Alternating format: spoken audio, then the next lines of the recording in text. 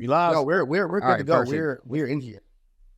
Go- All right, perfect. What's going on, everybody? Welcome to another episode of Revenue Bites. I almost said the A to B series, but Revenue Bites. It's been a while. But we're back, and we have a very special guest. I've been following this guy for maybe a year and a half. He doesn't know, but I was stalking a lot of his posts and drawing a lot of inspiration for how to be a better marketer. You got to add a little more emphasis. This is our first guest that we've ever had on the NB series, the very first one. I'm so sorry. Okay, number one. This is the very first one, yeah. Yeah, you're number uno. But I'm gonna let him give a little spiel on how he got here. So, ladies and gentlemen, Tory Kindlick. Hey, thanks, guys. Thanks for having me. Yeah, I didn't realize I was the first guest. I feel like now I feel a little underprepared here, but yeah, we'll be good. We'll get through it. So, hey, everybody. Tory Kindlick. I am the founder of a consulting firm called Growth Trajectory. Over the last couple of years of my career, spent a good amount of time early on in the large enterprise space. Eventually moved into some startups, working at a couple startups and scale ups.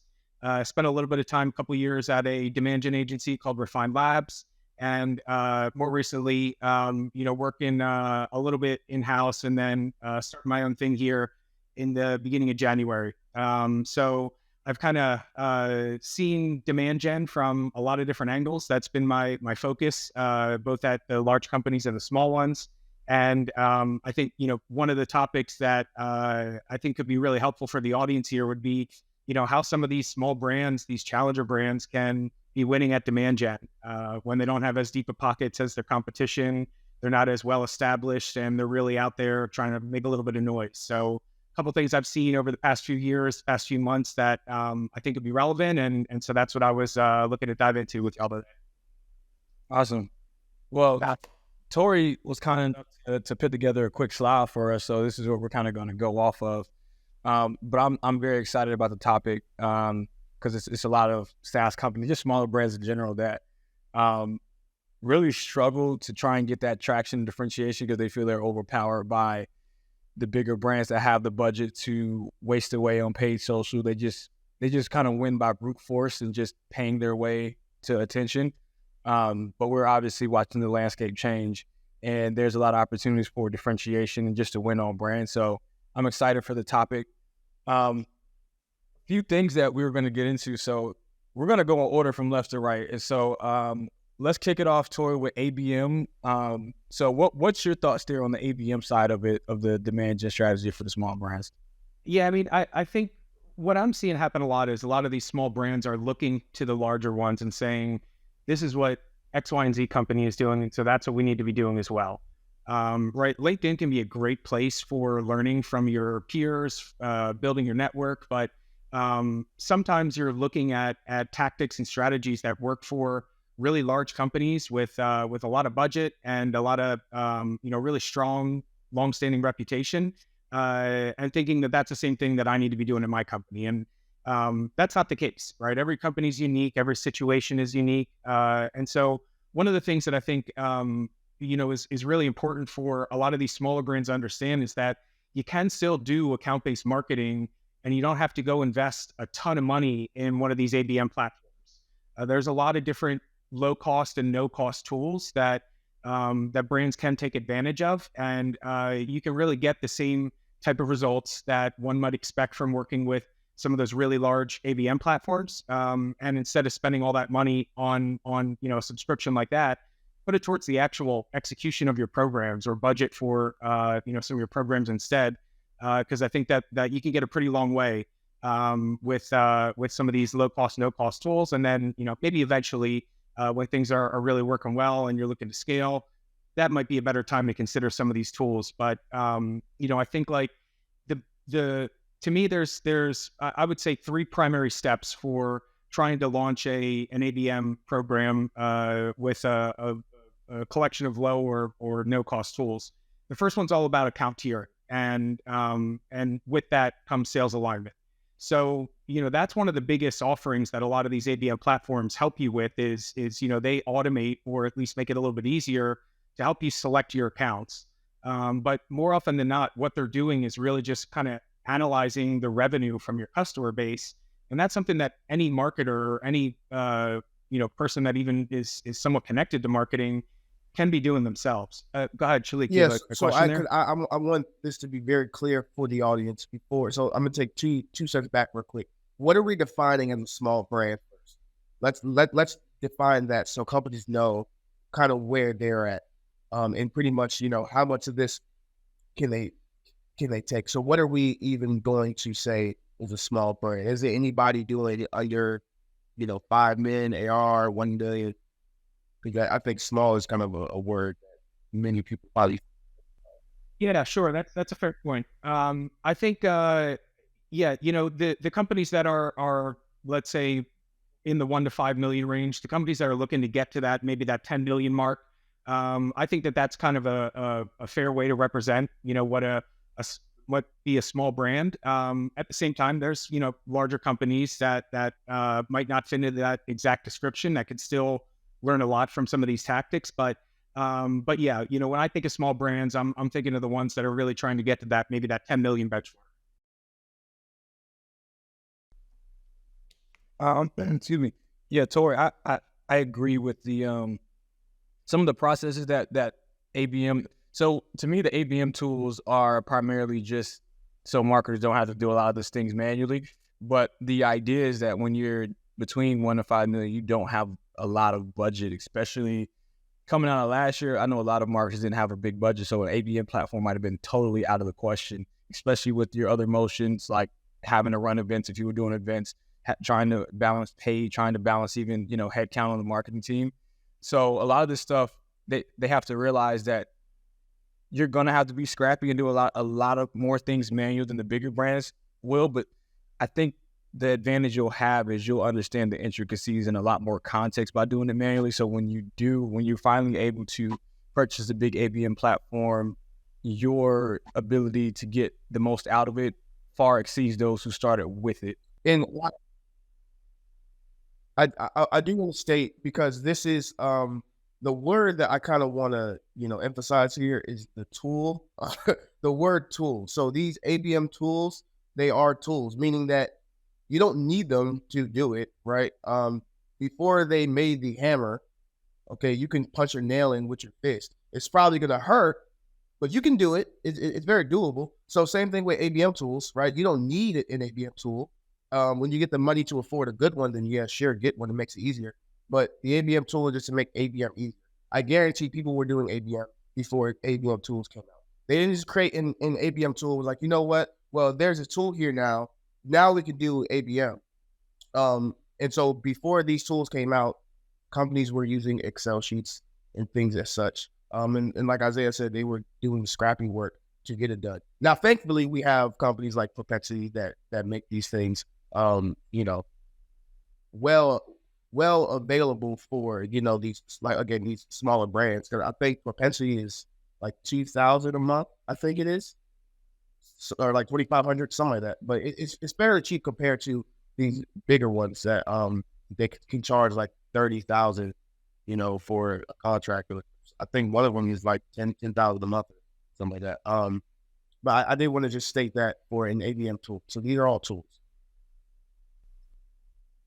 Yeah, and the last thing you want to do is put yourself in a situation where you're trying to battle against tech debt in order to just make sure that you're getting enough value from these ABM tools. So I think, right, like the big takeaway here, and I'll kind of walk through some of my thoughts on the 3-step process is, yes, it is going to be more manual. It might be a little more painful. I don't think it's going to be quite as like physically painful as maybe pounding a nail into a board with your hand. But like, I think the analogy is a good one. But at the same time, you are still going to get that same end result, which is a focus and alignment between your sales and marketing teams. And ideally, you're getting to begin seeing some of that engagement with your target accounts and eventually, getting them into your pipeline and help them with, your close one revenue. And you're right. Like a lot of these things have been done for a long time, right? ABM is the same thing as targeted marketing, 10, 15, 20 years ago. It's just got a nice, label on it now, and you see a lot of ABM tools out there that can be helpful, but maybe aren't completely necessary. So all these tools on here that we're going through. So question for you, Tory, do you think companies should do these things manually first? Did you go out on your end too? Are we good? Are you back? He'll join back in a moment. Anyway, my question, Tory, well, I got you. So out of the three, because I see three main tools up here. So propensity.com, Apollo, and Warmly, they have three distinct different focuses when it comes to ABM. Let's say you're a first-time marketer and you're trying to get into ABM, and let's say you have a finite budget, you can only pick one to start off with. Which of these three do you think is the most important to a marketer, and why? Why would you start there? I'd say for a marketer, probably a tool like Propensity, which can just kind of better help you understand the companies that are coming back to your site. I'm kind of between that one and a company like Apollo. But Apollo, I think, is much more appropriate for like a sales outbound tool, and something like Propensity or any other lower cost intent data provider. They can help you understand who is coming back to your site, de-anonymizing that traffic, and helping you get more targeted with your marketing efforts. And at the same time, maybe feeding those insights over to your sales team so that they can get more targeted with their outbound. Now, with all that said, it's going to be difficult for your sales team to go outbound if they don't have those contacts. And so I think like a tool like Apollo, is going to be a necessary one for them. But yeah, I'd say those two I think are really good, affordable options for marketers and sellers who are really looking to kind of go to market with more of an account-based strategy without. And Apollo has a free version that would get companies pretty small. I don't know about Warmly. I'm not sure what their free tier looks like or if they have one at all. But I'm pretty sure Apollo, a lot of companies can still work with Apollo. And even if like starting off, I know it's not expensive at all.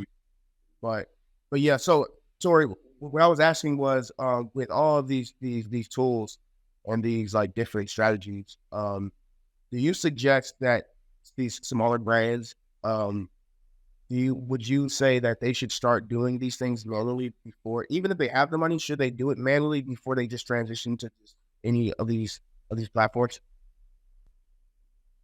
Yeah, and I think the first step is going to be something that you don't need any tech for, and it just comes at looking at your customer base and where your revenue is coming from, right? So what do you want to be looking at? Kind of pull a report from your CRM, look at the last few years of closed won revenue that you have in your business, and really try to figure out, are there commonalities, especially in terms of like industries, where you're seeing a lot more traction than others. Within that set of customers that you have, from there you want to start kind of tiering them right into kind of tier 1, 2, and 3. Your tier 1 accounts are going to be the industries and those customers that either have the highest LTV or the customers that have the largest contracts that come that came with their closed won revenue. And then from there, looking at those tier 2 accounts where there might be a little bit of a drop off between that ACV or that lifetime value, just depending on how long they've been with you. And then from there, you kind of want to look at the second drop off, which is going to be your tier 3 accounts. And so looking at like your tier 1s and 2s, you're also going to kind of go deep on those accounts and say like, where are the is there any commonalities with like firmographic, technographic information, buying committees and the makeup of people that are making the decisions or championing the deal, your sales cycles and ACVs, your potential trigger events that led people to either come inbound or decide to sign with you. And those insights are available if you just spend enough time analyzing your data. And that has to be the first step, and something that doesn't cost any money, because from right there, you're gonna start to see, all right, who are the industries or the sub, the breakouts of these industries that we should be going after, just because these are areas that we've had success, we've got good stories to tell, And that is something that everyone should be doing even before you think about spending $1 on either a full blown ABM tool or some of these low cost options where you can kind of piecemeal it together a little. So to reiterate what you're saying, right? For the companies that are listening, you should know your customer first, right? Don't get these platforms to try to understand your customer. You should know your customer before you get any of these platforms. Exactly. And you go and either use the free version or, a paid version of a tool like Apollo. It's only going to be as good as the queries that you put into it in order to build out those audiences. And so that's really what you're looking for, is how can I be better at building out these audiences once I do get to that next step, once I do start to spend a little bit of money. And it's all going to come from your historical data and where you've had the most success, and trying to figure out, if you can replicate that success by now, going outbound with your targeted marketing and your strategic outbound sales approach. Perfect. So let's wrap that up on ABM, and let's move into the next topic of founder-led growth. Tory, I'm gonna let you kick it off again and give your breakdown on why you think founder-led growth is such a big strategy and opportunity for the small brands between 1 and 5 million. Yeah, and it's interesting. I'm seeing a lot of people talking about founder-led growth recently, which I think is fantastic. But again, this isn't something that's brand new.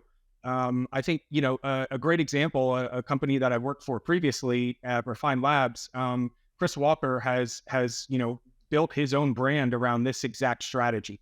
And so I think for a lot of marketers and demand gen marketers out there, that's one that you're probably familiar with.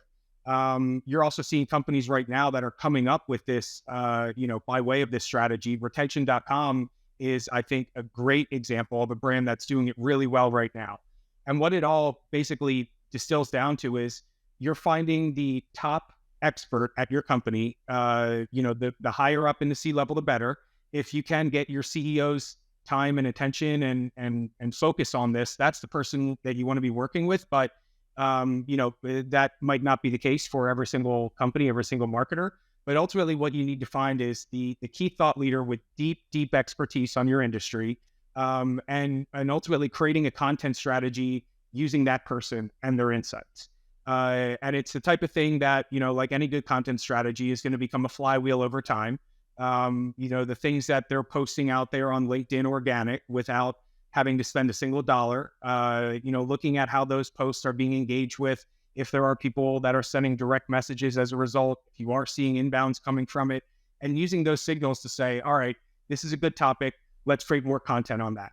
And just continuing to kind of feed that flywheel, and maybe even eventually getting to a point where you want to scale it, and then using the paid media, whether by way of like LinkedIn thought leadership ads, or just at least the themes and the focus of those content pillars that your founder, your CEO is most focused on, and using those insights to help continue to spark new ideas and figure out different directions that your company can take your content. But I've found that like the founder is the person that's best at this. There's a reason that they founded the company. They can talk about that, the whole reason for existence of the company and the brand, why they personally, went forth and tried to start this company. And oftentimes that's going to offer some level of an ability to connect with the audience, because they're out there solving a problem that this ICP obviously cares about. And so building your content strategy around that individual is a great play that does not cost a lot of money. And there's a lot of companies out there that are showing the effectiveness of it right now. I want to throw in another example, which it's similar to founder-led growth, but definitely a great example is Peter with DataBox. He is CEO of DataBox, and he does an amazing job. And I believe they did not just him, but it was a couple people that was like posting. I can't remember the name of the website, but they were using some tool that like calculates, I guess, like how much pipeline that your LinkedIn profile has created throughout like the year of 2023. So I just want to throw that in there. And then another, extreme example, but Elon, what Elon is doing with X as well. I think that's also a good example. Yeah, and interesting example with Elon there, right? Obviously, he does have the funds, but Tesla doesn't do a lot of marketing. A lot of times, that stuff is just coming by way of his brand, his following on X, and so yeah, I think that is a pretty interesting example. But somebody that's doing it really, really well for a brand that by no means should be considered small, but are there. Yeah, it's the nice thing about it is I think it works very well, and especially for marketers when the CEO is doing thought leadership, because to me it signifies that the CEO gets how important marketing is, and that marketing is, depending on how you look at it, either half or a third of the entire go-to-market team. And so by kind of understanding the marketing and really pushing that idea, it just creates this cascade effect. Because when employee advocacy became really popular like 2 years ago, everyone was trying to figure out like, oh, how do I get my employees to post? Well, it should start with you as a CEO. You have to be the example and allow that example to cascade throughout the company, because it gets other people excited. The more that they see the CEO is really excited about creating content, talking about the company and talking about their customers and product, it just creates this cascade effect, and you'll see it matriculate into the go-to-market strategy. Because the conventional wisdom is that the go-to-market strategy isn't something that stands alone, but it comes from the business strategy that comes from the CEO. So the same thing goes with the content strategy. The content strategy should be almost kind of led from the CEO as well, and just watching their leadership and how they engage with the online community, your customers. Yeah, and like how many folks out there, do you hear the excuse of like, I don't have time to create content. I don't have time to get active on LinkedIn. When your CEO is leading from the front, and the person that either founded or is leading the business is making the time for it, if they can do it, then everyone should be able to do it, right? So I think that that's another great way to just kind of get the rest of the team engaged, is by showing them that, hey, this is how you do it. Here's how I'm doing it. Take a page out of my book, use my process, follow in my footsteps, and it's a great way to start getting people a little bit more active, assuming that they do have something interesting to share and some level of knowledge around, the industry as well. It's worked out for us at Evron as well. I mean, yeah, I think even like when we're looking to hire, like you being on LinkedIn or, getting prepared to be on LinkedIn is definitely a big deal. I mean, I don't care. We were enterprise, but we just hired 5 janitors. Those janitors better be talking about being janitors on LinkedIn. But yeah, I mean, so this is a good segue onto the next topic of the AI answer engine optimization. So please explain this for those that don't know, because I think this is a big deal. I mean, even from last year. So coming into 2024, I'm pretty sure this deal only becomes bigger. But all you. Yeah, sure. So let me start with a caveat by saying I am not an AI expert or guru. I'm also not an SEO expert or guru. But what's been happening recently with AI and its impact on, let's just call it SEO and discoverability, has just been fascinating. And so I've just, kind of just out of curiosity, have gone down a couple, deep rabbit holes on the topic to just kind of try to better understand what's going on, where are things headed right now. And the thing that I think has been most interesting to me over the past few months is that you're now starting to see these AI tools. Some of them call themselves answer engines, but like, your Perplexity AI is a good example. Bing AI and their chat function is a good example. And now Google has this tool in beta called their Google Search Generative Experience. And basically what it is doing is not only is it turning your queries into, something more conversational, but it's also providing citations and source links to go along with those answers. And so like thinking back to where ChatGPT has come from over the, the past year or two, it's a little bit of a black box, right? You don't know what's going into the makeup of that response. For those of you that are using like, how did you hear about us on your website, high intent forums, and someone cites ChatGPT, it's both exciting and anxiety ridden, because it's like, wow, that's awesome. But also, what did they put into that ChatGPT prompt that got them, coming our way? And so what I think is really exciting is you're starting to see these tools now, which are including links in, in their responses. And I think that to me, it's opened up my eyes to, all right, maybe there's a play here for some of these smaller brands, especially when you think about like SEO as a landscape. It's really difficult for some of these smaller brands who are, challenger brands or are up and coming to compete with those that have the really deep pockets, the full content teams that are continuing to churn out, SEO optimized content, have been doing it for a long time. They've got the brand authority, but now you're seeing like, even with this Google search generative experience, I saw, the results of a test about a week ago that said that like about 97% of the information, the sources that they were citing weren't showing up on the first page of a Google search. And so like, that's really interesting, right? And that's something that I think everyone should be a little bit curious about right now is like, okay, if that's the case, how do we take advantage of these AI answer engines? And so to me, I think there's kind of three plays here. The first one is a term that, has really been popularized by Amanda Natividad over at SparkToro, which is this zero-click content, right? You're seeing more and more now that when you go to a search engine or even on like LinkedIn, many of the brands putting out content are trying to answer the frequently asked questions directly in feed without expecting a click, whether it be a click from the Google search engine results page or a click from the LinkedIn feed. And what they're doing is they're trying to get more informational, more direct and more succinct with their responses.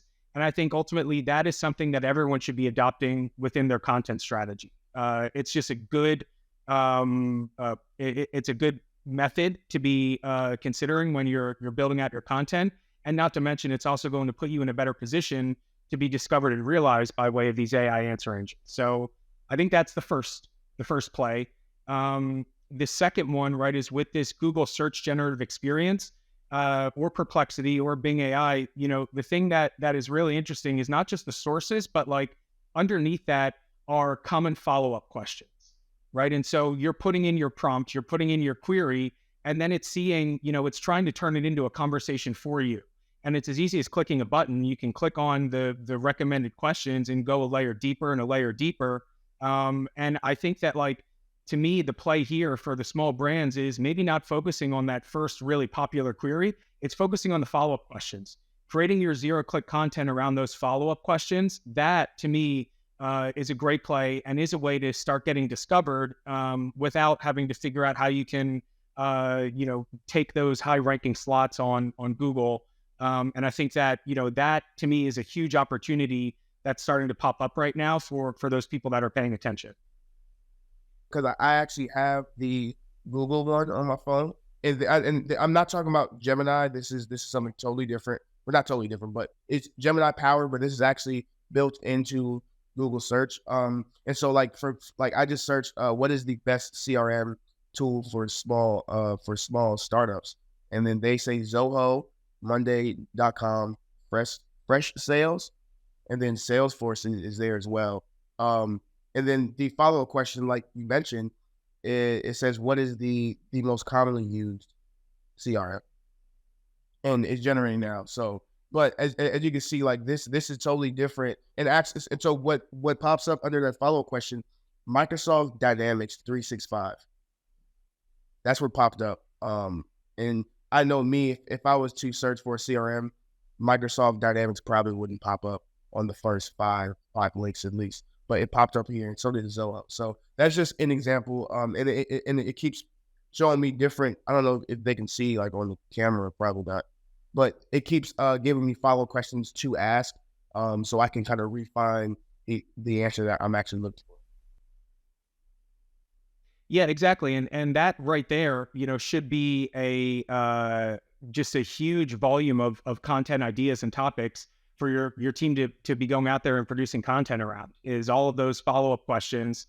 And, hey, maybe our friends over at Active Campaign, can take a look at some of that stuff and say, all right, here we need to start creating some content around that, because that's the first brand that came to mind for me for, smaller companies and startups, not thinking that like people would be interested in or could afford, a tool like Salesforce, but also interesting that HubSpot wasn't on there. But without going down, a rabbit hole on that one, yeah, I think these AI tools are really opening up some huge opportunity for discoverability.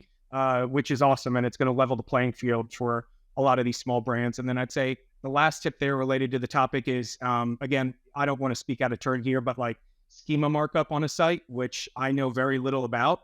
But I think basically what it comes down to is structuring your website content to make it a little easier to understand for Google or any of these other search engines, AI included, and really making sure that you and your web team are taking the time to go through and like do the schema markup for the appropriate pages, because now those things matter, right? And if Google can recognize that, you've got an answer to a question that, a lot of people are putting into their search engine, and you've got your page optimized to, for Google to just scrape the content right from it, that's a great way for a brand to get discovered without having to put in years of work to rank for a topic that, might be dominated by some huge player that's been in the space for a long time. I'm glad you said that. And I promise we're going to wrap up the topic. 60 seconds. Give me 60 seconds to rant real quick, Shalik, because I'm glad you brought this specific topic up. Again, caveat, we're not SEO experts, but I really dislike when the gurus on LinkedIn say that SEO and different things are dead. I think that's a very crippling notion, because then it makes a lot of smaller brands think that, oh, well, maybe we don't need to do SEO. Well, the truth is SEO isn't dead. It's just evolving into something else, like it is here, answer engine optimization versus search engine optimization. So I'm glad you brought this up, because this is a prime example of smaller brands have to really take the gurus' examples with a grain of salt and do a lot more research on some of these marketing topics, because they'll really miss out on a lot of these really big growth strategies. Like we could see something on LinkedIn tomorrow that says ABM is dead. Well, if we're talking to Tory, obviously ABM is a very viable strategy. So it's really important for these brands to just take some of those things with a grain of salt and do your own research and see that a lot of these foundational key things that have worked for years, decades, are still applicable today. They just evolved into a more complex or comprehensive And I approach. think it's not even that it's evolving. It's more so the way it's evolving, right? Because if that's the case, like everything on here is dead, right? Every different strategy on here is dead. SEO is dead. Organic social is dead. Paid social is dead. Paid search is dead, right? Cold email is dead. Well, cold email might actually be dead, but for the most part, it's like everything is considered dead when it doesn't work, but you're not doing it right. It's like, well, of course SEO is dead to you because you're not doing it right, like in the first place. So it's never going to work. You can do it for 5 years, but if you keep doing it the same way you're doing it, it's always going to be dead for you. So, like you said, I think the thing is because AI made it so that like before companies are typing these long, like to answer one question, they'll type a 3-page blog about it and then slap it on their website just so that they can get traffic and people are just on their website. But I think now AI just makes it, harder for these companies to do that because like AI, when people use AI, they're looking for the answer. They're not looking for all of the fluff around the answer. They don't want to get to paragraph 5 or paragraph 2. At least me, I don't want to even get to paragraph 2 looking for an answer. Just tell me the answer of paragraph 1. It's like, okay, cool. That's the end of the blog. And so I think a lot of people are just having trouble transitioning into that type of content versus, kind of just stuffing content on the website for no reason. Yeah, and it's tough, right? I think relying on just a backlink strategy alone probably isn't a good play, but yeah, to suggest that even with the rise of these AI answer engines and all that AI has happened, people are still going to Google and going to Bing and searching, right? That is still happening. And, if talking to your customers and they suggest that that's how they do discover, new brands, then, you want to take those insights and utilize them and figure out what the right strategy is. It's not the only strategy that I would recommend for small brands because, that might be a way to kind of over-index on something and it might not be the most fruitful for you. But I do think it is still a viable strategy. And I think with these recent advancements in AI and what's happening with these answer engines, it really is leveling the playing field a little bit. So yeah, who knows? Maybe AI is coming back from the dead. And yeah, there's going to be a new wave of of marketers out there that are going to be able to kind of figure out how to, get mentioned within some of these new tools and their results. It's just as simple as doing things the right way. It's kind of just that simple. And so as we're talking about the AI transitioning into the organic social, you made a great point earlier about how companies should take those follow-up questions, not just the main question, but those follow-up questions, make content around it. And then I think that's kind of where organic social can come in there.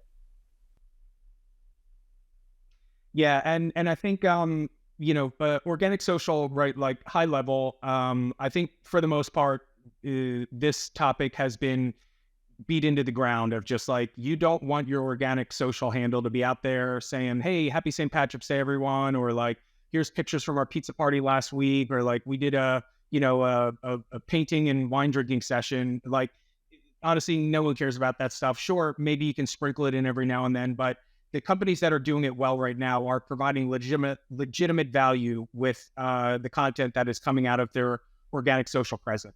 I've got a couple listed here on this slide that I really like some of the things I've seen from them recently. Comstor and Sales Intel, I think they've been doing some really great work with like LinkedIn takeovers. I think that there's a good and a bad way to do LinkedIn takeovers. The bad way would be creating a couple canned posts, sending them to your team on Slack, and then having everyone put the exact same thing up on LinkedIn and just seeing the same post repeated for a couple hours during the day. If that's the case, and I go to LinkedIn and my feed is just a block of everyone from this same company posting the same exact thing, I'm logging off LinkedIn. I don't want to see that. It's just like there isn't such thing as negative brand impact, and I don't care for that. But when you have these kind of like thought starter ideas and you send them to the team and say, put your own spin on it, that's a great way for companies to take advantage of, the organic social without being wholly reliant on just your brand handle. And then taking it a step further, what I think these two brands, Comstor and Sales Intel, as well as Hockey Stack and Rattle, are doing well right now is utilizing influencers with their strategy, and not just like a Matthew McConaughey influencer or something like that. Like people that are relevant to their ICP and know their stuff and are already talking about these topics on this platform, and working with them to help them create a little bit of content that can kind of call out your brand a little bit, or even like Sales Intel this week has been promoting a new podcast or podcast series, and so like they're arming every podcast guest with the content ahead of the podcast going live and saying like, hey, I joined this podcast and here's the other people that were on it and we're really looking forward to it. I think that that's an interesting way to kind of use influencers to help get a little bit more amplification of your brand, who these people already have good followings, they know their stuff.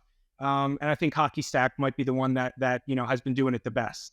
They're taking it a step further with like their whole the Flow content subpage or microsite, and basically they're taking the content series that people are already doing and then effectively incentivizing them to have that content also live on Hockey Stack's site. That I think is a really interesting way to approach influencer programs without just saying, hey, this space, I'll pay you this much money to write a post about us. But instead, it's really letting people do what they do best, how they prefer to work, and then finding ways to kind of weave that into your brand and your narrative. And I think Rattle is another good example of a really small up and coming brand. I think their whole thing is like turning Slack into your CRM. So maybe they should be taking a page out of that whole answer engine optimization conversation we just had. But basically, like, they're creating these RevOps masterclasses using people that, again, are well-known influencers in the MarTech, sales tech, rev tech space, and creating content with that. And then also using the insights, the first-party insights from that content or studies that they're doing, and using that as the fodder for their organic presence. And so, like, those, I think, are brands that are doing it well. For any of those companies out there that are trying to figure it out, pick a brand, like a brand role model, and just, check out the things they're doing, why they're working, and kind of reverse engineer it and figure out how you can make that work for your company as well. Because there's a lot of companies out there that are doing it the right way and aren't just, out there talking about the pizza parties. I'll also throw in HubSpot. Not now, but what HubSpot used to do. And I don't know if anybody's ever seen this, but so when HubSpot did their organic, like campaigns, whatever, they use it more of a media company for the industry, not just for like, the employee advocacy side of things, but they were posting anything that had to do with the market that they're trying to push into. They were just posting it, regardless of it, if it had to even do with HubSpot or not. They would post it, give their perspective on it of some sorts, and then that's kind of how they were able to grow their organic following. And it obviously worked for them. Yeah, there's an interesting way, and this is funny because this will loop back to ABM and how you can possibly help run some of your ABM. So like Tory was saying with the account teaming process, you take let's say the most important, your first tier, the biggest accounts, or you can start at the third, whichever you think is the lowest barrier to entry. I think a very important play that we're building out ourselves is creating content with the prospects you wanna sell to. And I think it would do very well for those running ABM and you want to go after the enterprise accounts. Now, product-led growth, of course, there's a lot of different guests that maybe you can get on there, but one, you select the guests, get them on the podcast, get them on your content, co-create some content together, and now they walk away with a piece of content. So what this does is it gives you as your company content with your let's say target account, and also they could also be seen as the authority. But now they take that piece of content with them and their network, and it creates now what we label as dark social. If you want to talk about dark social, that's one way to do it, because everybody wants to get some type of glory for creating some content on LinkedIn. So you create a piece of content with them, you share it with them, they share it to their network. That's probably going to get sent around the Slack channel, it's around the Microsoft Teams channel. And now that's your way into that account without having to spend a lot on paid ads, without having to, have a sales guy beat down their door for 6 weeks straight just to get an answer. So to me, that's part of like organic social done right, co-creating with people who are true pillars to get your acquisition done right. So like Tory said, that's with other companies, that's with creators and with customers and also prospects. So that's why I think organic social, another component of organic social done right, is that play right there. Yep, free impressions for your brand, right? There's companies that'll pay a lot of money to, serve up targeted content to their ICP, and what you just described is a way that's going to be super low cost, oftentimes free, and is a great way to kind of, initiate that multi-threading that, the sales team is going to be after with these big target accounts. So yeah, a huge fan of that play too. Perfect. Yeah. So, well, Tory, as we wrap it up, if you wouldn't mind sharing with the audience where they can find some more of this content from you. Yeah, follow me on LinkedIn. I'm the only Tory Kindlick on LinkedIn. I can confirm that. The benefits of having a unique name. I've got a little bit of information about what I do on my website, tory.consulting. So yeah, those are probably the two best places to find me, but I love to connect, always interested in growing my network, meet new people. And so, yeah, I think LinkedIn's probably the best place to find me. I'm pretty sure people are flooded your way. Yeah. Well, that was a great podcast. I'm sorry, Zach. Question. One more question. This is going to be our thing now. Tory, what is your favorite dessert and why? And then what is the worst dessert on the planet? Oh, favorite dessert. Favorite dessert's gotta be ice cream. Always has been, always will be. So many varieties, but like if I had to pick one, Ben & Jerry's does like a mint chocolate cookie. Like it's like a mix of cookies and cream and mint chocolate chip. That's probably going to be my go-to. You don't find it everywhere, but when you do, yeah, I'm gonna buy that out of the grocery store. And then worst dessert? Probably cheesecake, right? I guess, yeah, I was gonna say cotton candy. My kids love cotton candy, and that stuff is trash. I don't think there's any dessert that I would choose to avoid faster than that. It's yeah, and it also makes my kids bounce off the wall. So that's the other reason I'm not a huge fan. All right, as long as you didn't say cheesecake was the word, that's all. I just wanted validation because I'm asking every guest, and when someone says the worst is chocolate chip cookies, we're gonna be best friends. So That's the worst. Oh yeah, I don't know about that. Yeah, good luck. Good luck That's finding someone that doesn't like chocolate the cookies. safest answer. The only person that would say that is if you have to not like cookies and actually hate chocolate. That's the only way somebody isn't even going to say that. Yeah. Let me know when you find that person because I think I'm you're going to be going looking to for a while. expose them all over LinkedIn. Whoever says it. What did you say? Now this was definitely fun. Great to have you on, Tory. Hopefully, if you ever come to Austin, we can get you in the live studio.